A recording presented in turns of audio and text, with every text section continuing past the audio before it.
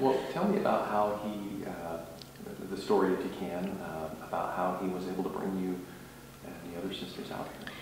He wrote letters to the monasteries on the East Coast asking for sisters to come from a monastery to begin one here in Montana. And no monastery could afford to send a group. There are not enough people in it.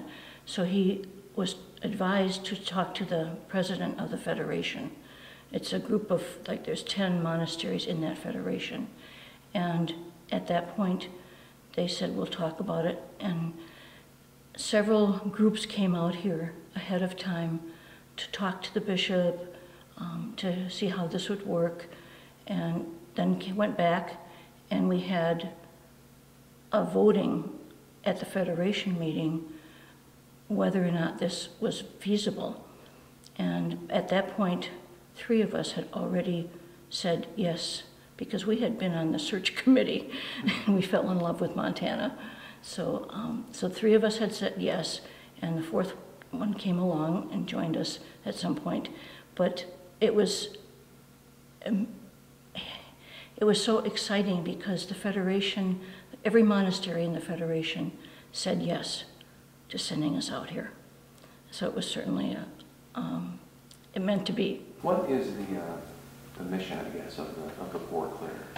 Prayer. Our whole life is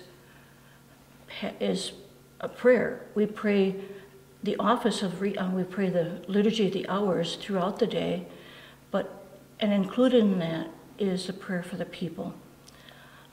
We hear from people from phone calls, emails, letters, any way possible that they need prayers. And they tell us exactly what they want us to pray for. We've prayed a lot for grandparents who are concerned about their grandchildren. And so that it's really our prayer with the church and for the church, and extends not only here in Great Falls or Montana, it's for everyone, for the whole world. And so prayer is our work. As you look back, what were maybe some of the bumps in the road that you kind of faced as bringing us to reality? The bumps in the road.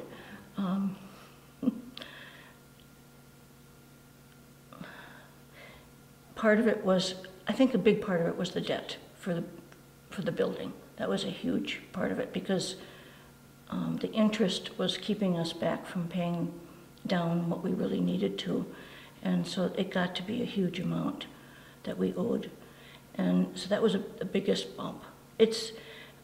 We came from 4 different monasteries, and so we had to adjust to one another. Every monastery has their own spirit, their own ways of, even songs they sing, ways we celebrated certain feast days. And so that was a big thing for us to come together and talk over, well, how did you do it in your monastery?